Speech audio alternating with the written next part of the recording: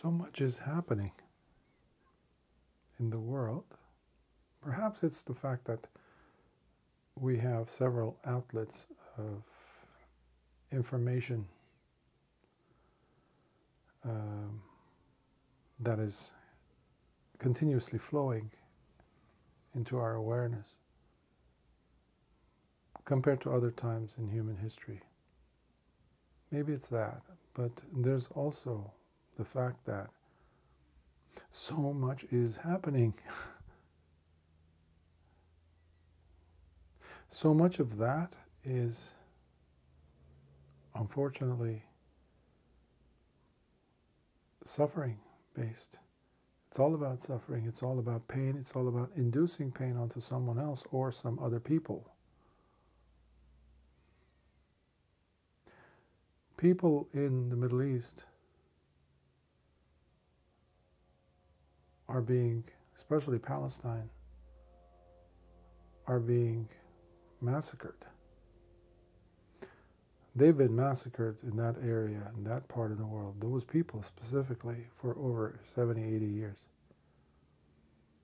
But that's only one area. You look at around the world, many, many other places where there are atrocities being committed. Things that you look at and say, yes, this is an atrocity. When you remove the labels, when you remove the language, when you mute the voice, when you're watching the news, when you mute the voice, and you just see people, the children crying, mothers weeping, men, women, children, elderly, being, well, destroyed, eliminated in places like Aleppo and Syria specifically. And now there's more to happen, and is happening, and there's always this war. I remember one time there was a speaking engagement that a previous general or admiral, I can't remember, who worked at the U.S. military, the Pentagon. Someone that was now a civilian who was talking to the audience, and he was sharing some candid details without, creating any difficulties, let's say, to his one-time employers, let's say, or whatever. But he was saying at one point while he was in the Pentagon, he gets to be handed a piece of paper. Now remember, he's a top echelon, I don't know what they call them, but basically they're the people who are in the know of what's happening, what's going on. But he, being a general at the time, he's handed this document by another fellow general or admiral, and he looks at it and he says, now this is something that, this is, public information, so this is not like, conspiracy theory nonsense, what people keep labeling. This is a fact. He's saying, I looked at it, I'm paraphrasing here, and I saw the countries that have to be invaded in the next 10, 20 years. And he sees and he reads a list of countries, which at the time, I don't know when he the event took place, none of them had been invaded. So, and he looks at it as like, why do we have to invade Lebanon? Why do we have to invade Syria? Why do we have to invade Iran? Are you nuts? Like, why? So he asks this other general who handed him this paper, he's like, why? And the other person says, I don't know. Now, these are two highly, decorated, very, very top, military individuals in the U.S. that are looking at each other and saying, we don't know why. I don't know why. I'm recounting this, what is available. You can check it, These are important things for us to know. Not the secretive aspect of things. That's not that important, really. What I'm after is these individuals who make decisions to kill. Obviously, they don't care as to whether they're killing one person, one baby, one pregnant woman, one family, one entire neighborhood, an entire village, a country. It doesn't make a difference to them. But these individuals, as well as their victims, their own victims, have this idea that this is happening only to me. Whatever they're encountering, good things, bad things, pleasure or displeasure or pain. But one thing I've observed in life, that the presence of, the inevitability of, the understanding of, the realization of the presence of death for that person, not when they're exposing someone else, let's say a whole entire country. Now they're talking, oh, we have to invade Iran, this and that, as if, nobody's coming and disciplining the people who are perpetrators to begin with. Nobody's calling people out and saying, hey, wait a minute, what did you do to start this whole thing? Nobody's asking that. Everybody's attention is like, oh, look at this. They're doing this. They're about... Yeah. But hold on. Why did this person all of a sudden start being berserk, like behaving like this? What happened? In Buddhism, we have this thing called causality. We don't care for who's right or wrong, in a sense, to really point out as to what's happening. Yes, there's actions, there's consequences. What we term here, the term that we use here is conditionality, causality. If you're doing this, this is going to come to you. Which is something that people completely are ignorant of. They don't want to discuss, they don't want to address, they don't want to look at. Now, the realization, and I'm so happy that death will happen to everyone, really, to myself, to everyone else. Why? Because it puts you face to face with really what matters the most. Now, the sad part, the unfortunate part is that up until that moment of one's own death, the person is lost in their own stories, in their own desires, in their own convictions, in their own plans. Now, these individuals that I mentioned, who have sat there in the dark rooms or in the back doors and they decide, okay, we're going to invade this and we're going to take all their resources, we're going to topple these governments, we're going to invade them, infiltrate. I've given many talks on this about karma, that these individuals, how and when they have to pay for this, and they will. And again, that falls into the category of conditionality, which everything that is conditioned is impermanent, one. All things that are, despite your intentions, despite your, or at least how you present them as, despite how you sell them as, they will land upon you if you had the conditions, the intentions behind it, because all things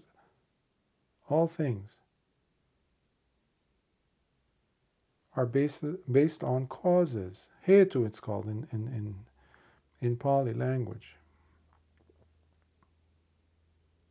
So if there's a seed that is a mango seed, when you plant it, you will not get a pineapple tree that gives you pineapples. That's what I mean by causality, conditionality. So these individuals who are behind all these things that have been happening, not just from last October or something, no, throughout the last several hundred years at least, that we know of, but all throughout a timeless time. One thing that is lacking, that could help everyone, is when we, or the person, any one of us, could just for 1 millisecond during the day pause and say,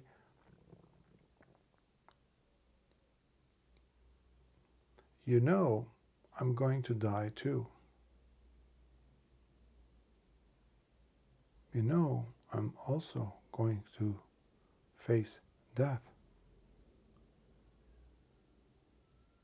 No one knows their time of death, the saying goes. But what is even worse is no one really throughout their life is pausing, is taking a moment to really reconsider their actions based on the final conclusion that, wait a minute, I too will have to die.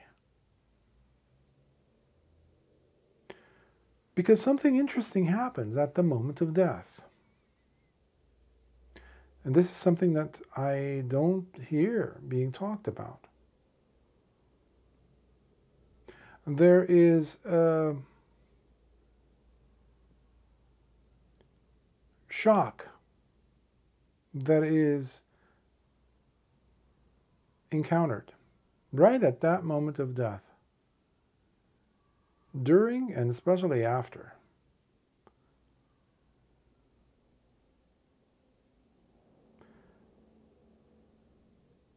When the person is about to die,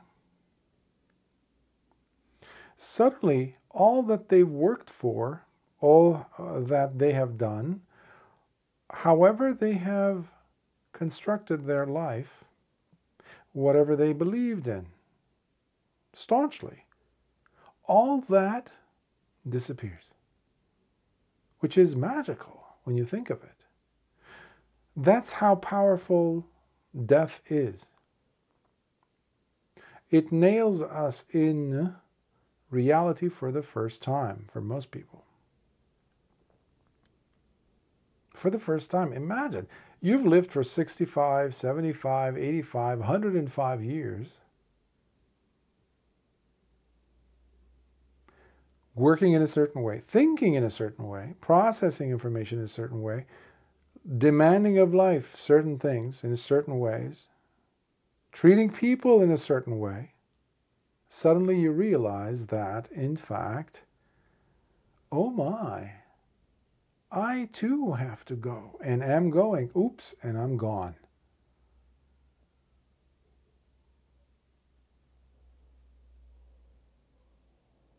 Yes, people have called death the great equalizer.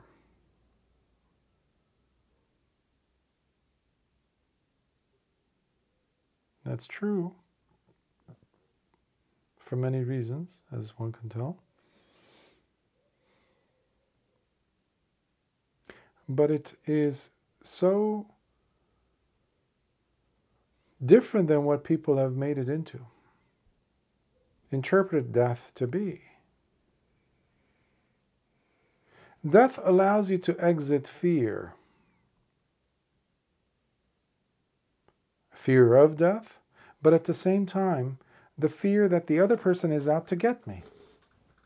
It's liberating.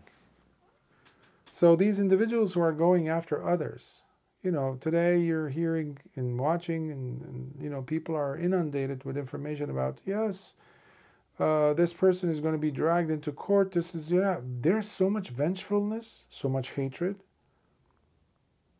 I remember when people would get into, these debates, whether it would be political debates or university, debates, individuals, or journalists or panels,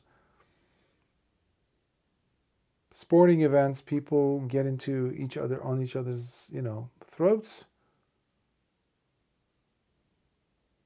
What happened there?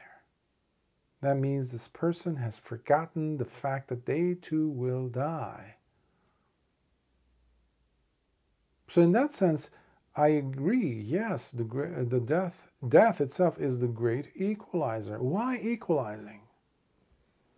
Maybe you can even say the great harmonizer. Because when you were raging mad at this person, who perhaps really did you wrong, who perhaps really took away your land, took away your loved ones, killed you. I know people, personally, who have lost their lands, their homes, their loved ones in places like Artsakh in Armenia. My ancestors, my own grandparents, great-grandparents actually, lost entire areas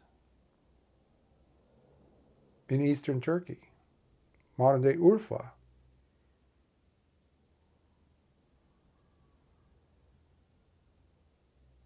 I'm just one example, by the way.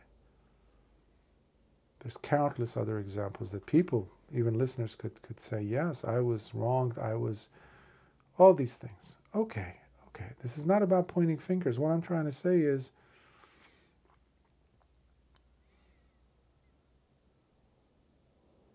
the moment that the person is doing something terrible, or wanting to do something terrible, what about you? What about my great-grandparents who were being slaughtered? At that moment, what was going through their mind? Fear, perhaps also vengefulness, hatred.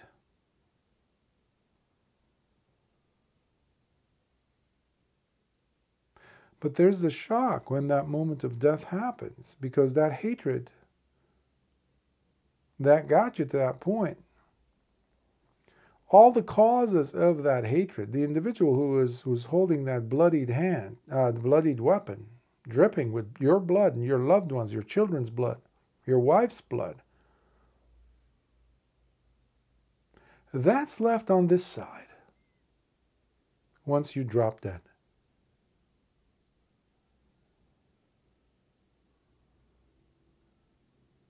Because you don't remember the time where you were slaughtering an animal or another person.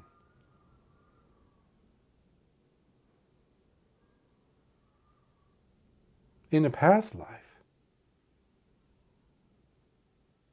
We have come to believe that this is the only reality. That's what I'm trying to get to explain this very simple but very deep point at the same time. Death is not a final period, it's a comma. Unfortunately, it brings with it some amnesia. That's, unfortunately, that's the case. That's the sad part about, I would tell students, well, I still do to this day, it would be so great, it would be so much better, in my opinion, if people would be able to remember, that means everyone, at least at certain points in their lives, their past lives. That means themselves with a different body, different gender, different race, different species entirely, and definitely different roles they were playing. So the victim was being tortured and things like that. Now, before that moment comes, in life, Imagine if he would get a glimpse of his or her own past where he was doing those things to others, torturing people, maybe in another universe. But they viscerally feel, they know they've been transported back in time. They're really feeling it in their body, what they have done.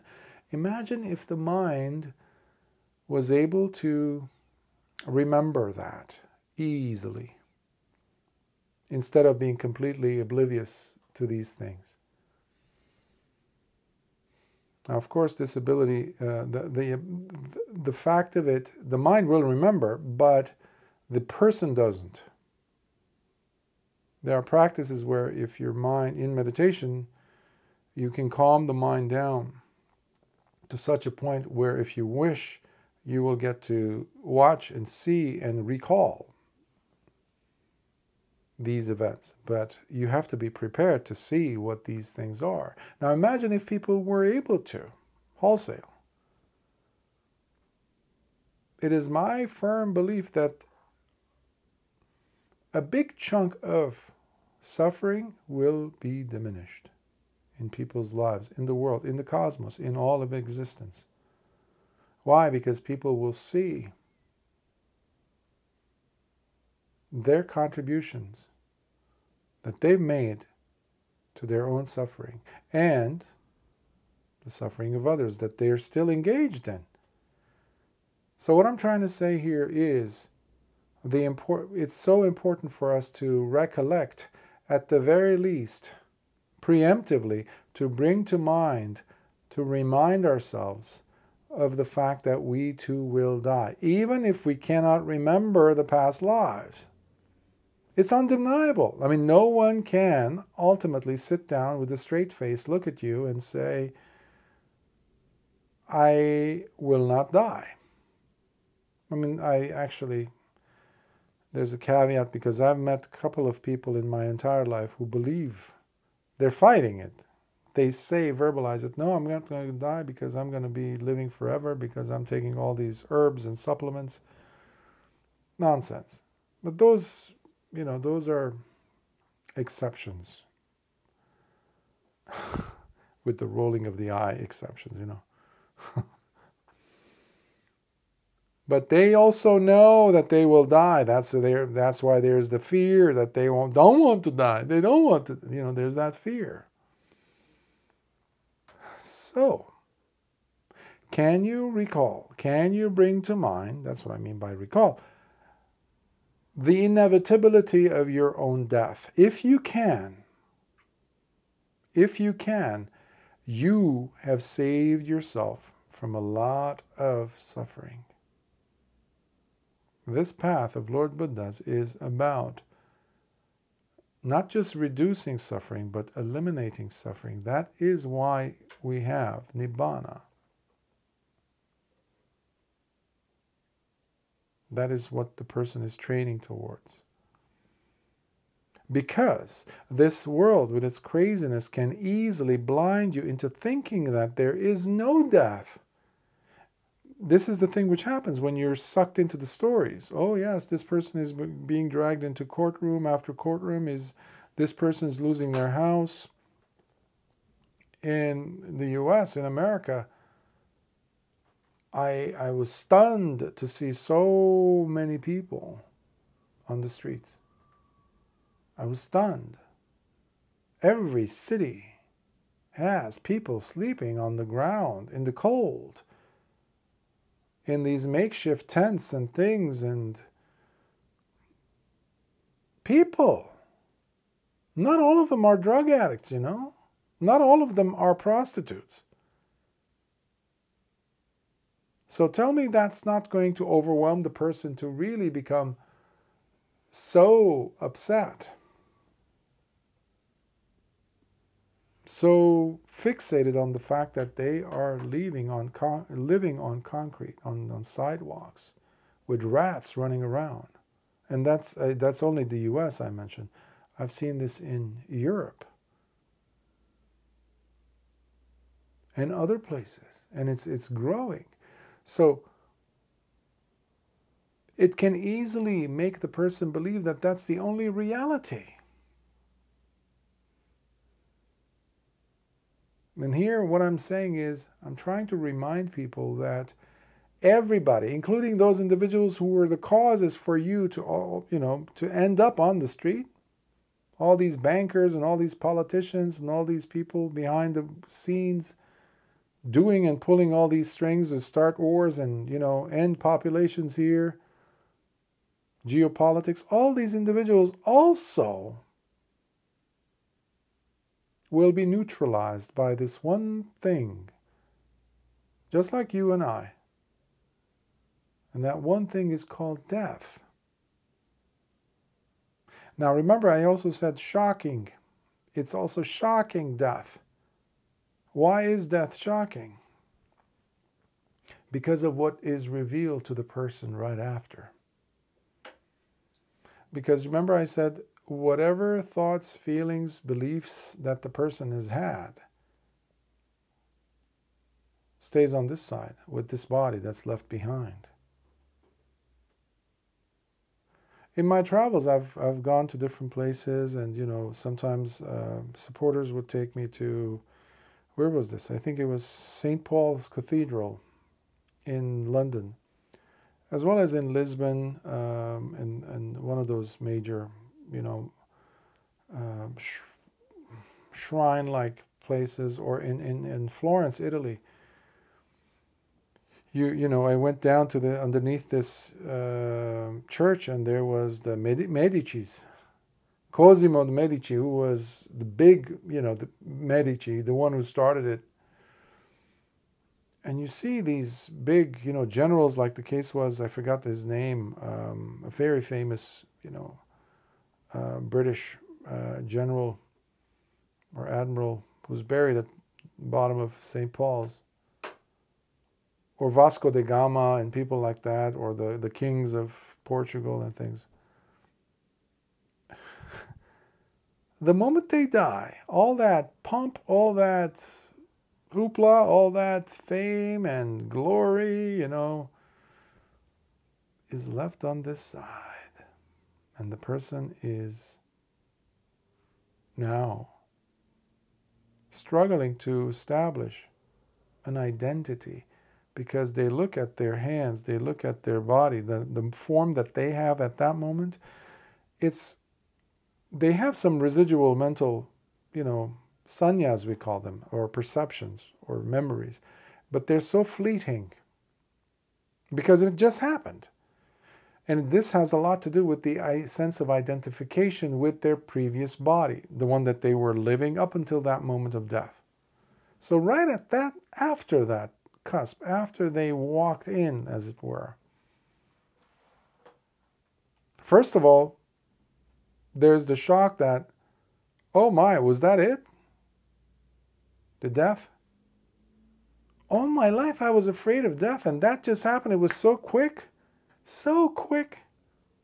And now I'm like, okay, yes, I look at sometimes they will look and they will see the body, their body. And and there have been many cases where the individual will be shocked. They will refuse to believe that they have left. This is in the case of sudden deaths, where they were not expecting it. Let's say a car crash or something of that nature, or wars, somebody shoots them. In Lebanon would happen where a bomb would fall, or right now it's happening in Palestine, where suddenly you're sitting there with your family 1 minute. I have my friends, by the way, in the 80s it happened. My friend's family, he had just gotten married, and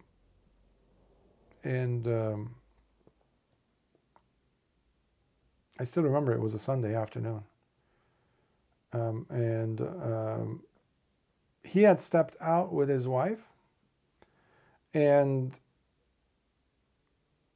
a rocket mortar just came into their house, flew in, blew up the whole place and everyone in it, except for his newborn nephew. And they found him rolled up in some carpeting from the impact underneath the sofa. Now, the rest of those bodies, including his father and mother, whom I was, when I say friend, he was also my boss. I was a teenager then. I used to go to the grocery store, buy things, because he would say, take this to my parents' house, this and that. So I knew these people,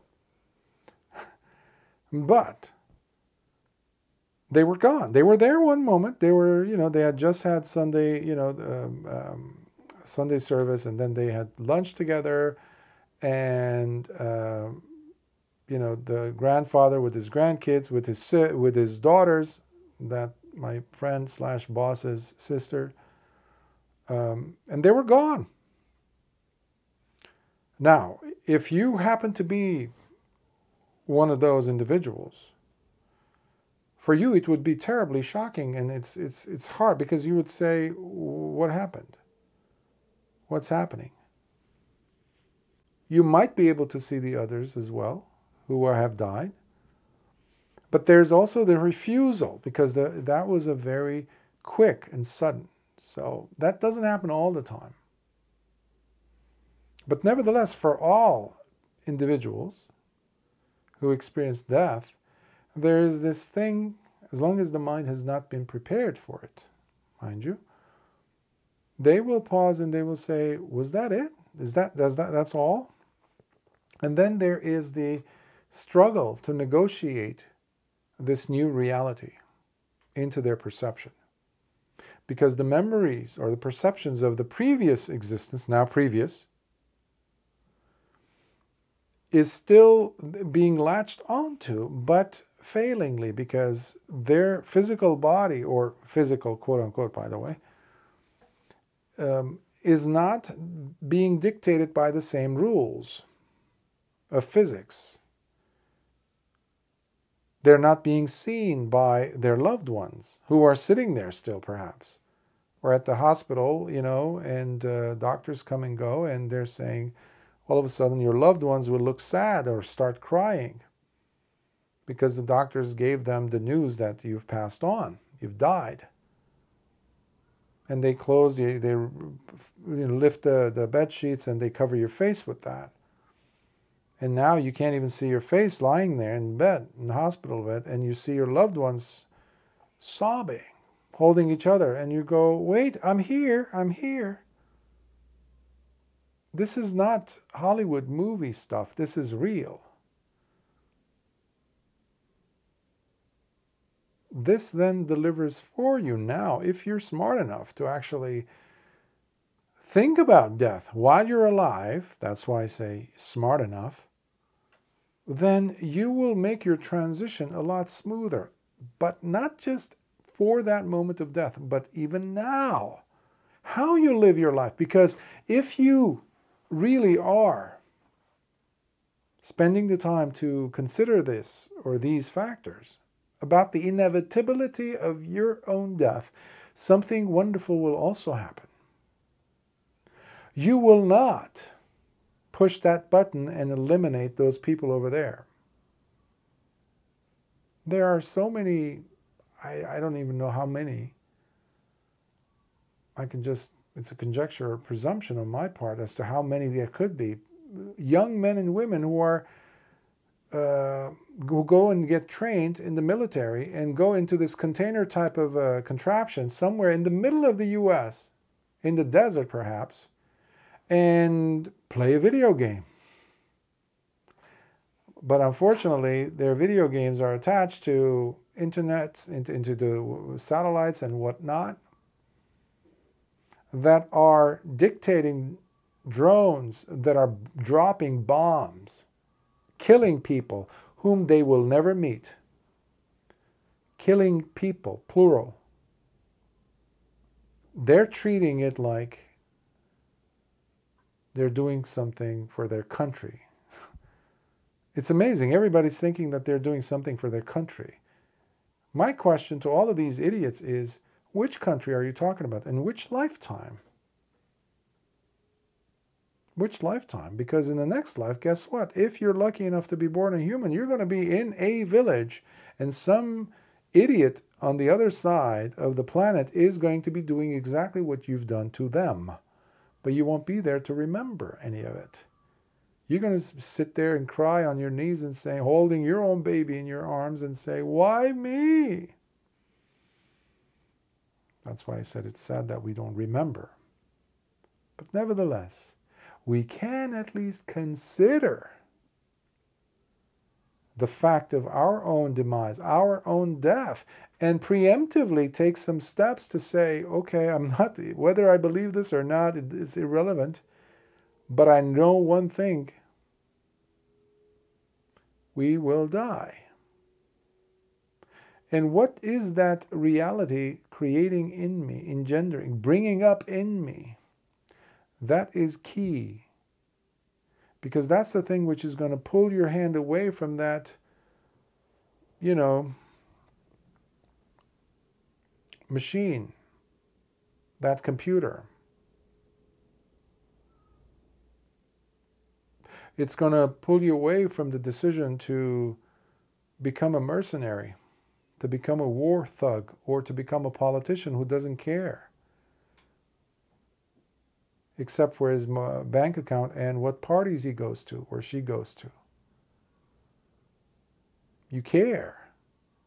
Why do you care, though? That's the thing. Because you're thinking about your own state at death. Because that's the other shocker that comes. At no point in time, even if in the worst case of scenarios, worst individuals in history ever, in existence, when they cross that threshold of death, none of them, I'm talking about the evil ones now, the very powerful, very, very exceedingly powerful, like the king of, let's say, who was it? Belgium, who was torturing and killing, maiming millions of people in Africa, especially Congo.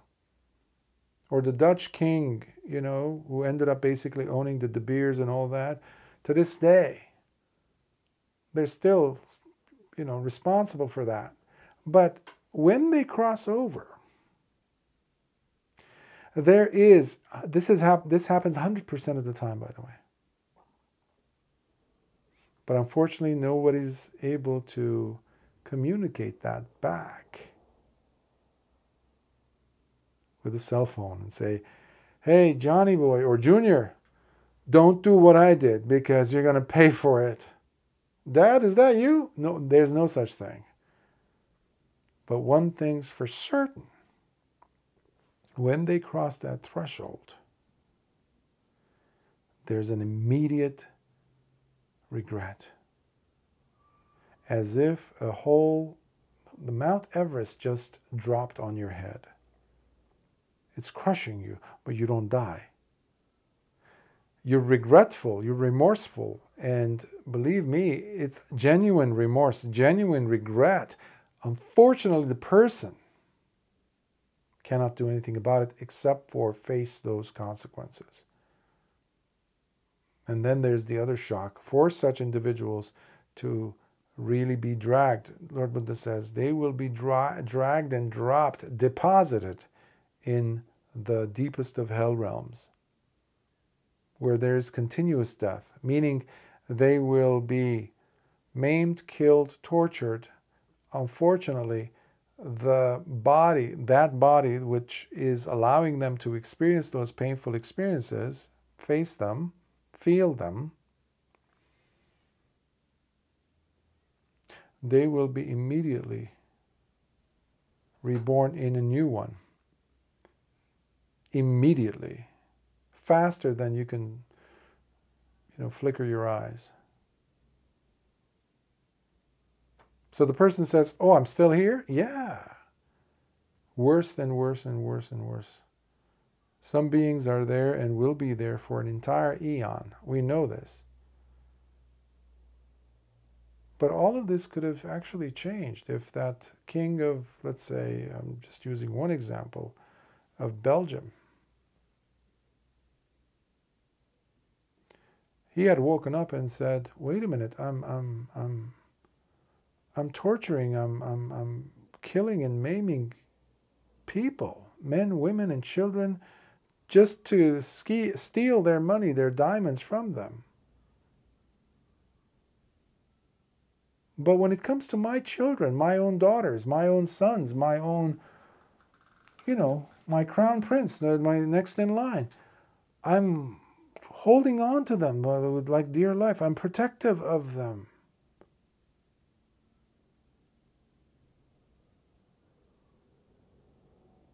Why?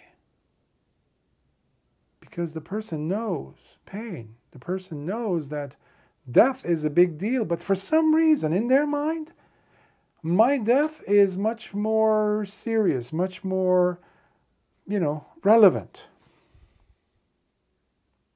People in Palestine, they blew up an entire hospital. Palestinians were lost.